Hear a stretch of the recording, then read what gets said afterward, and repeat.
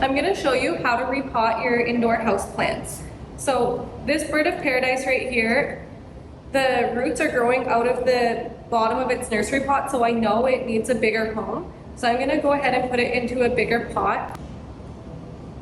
Some other ways that you can tell if it needs transplanting into a bigger pot is if when you water, the water just runs through the soil really quickly, so you find that you're watering way more frequently than you normally would be.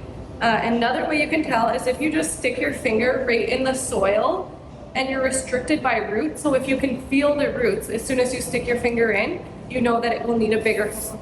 But because the roots are really growing out of the bottom here, I know for sure this one needs a bigger home. So you'll just need a couple things. You'll need a nursery pot with drainage holes in the bottom in the next size up, and then some indoor soil mix.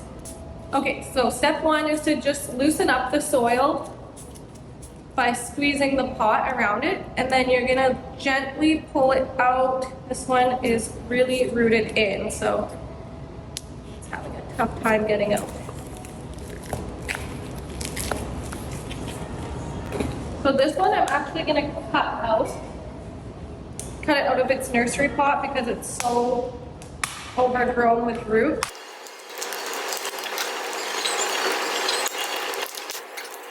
Okay, got it out. It's gonna fill the pot with some soil.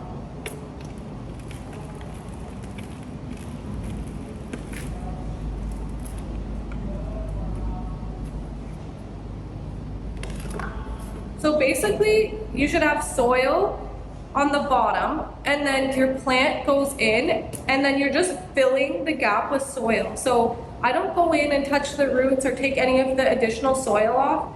I don't think there's any need to it unless you had pests, but yeah, don't touch any of the roots. Just fill the gap with the soil.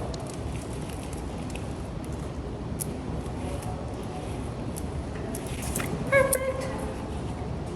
So it should look like that. So there you got it, folks. It is really easy to transplant your plants. Don't let it be scary. All you're doing is taking your plant out of its current pot, putting it in the bigger one with a layer of soil, and then filling the gap with more soil. So don't get in there and touch the roots or do anything like that. You're just filling the gap with extra soil. After I transplanted it, I give it a day to make sure any of the roots that maybe got damaged can scab over, and then the next day I water it with a living fertilizer. And this just helps the plant recover from any stress from the transplant. So I really recommend that step. But there you go. Look at, now she's ready to grow even more.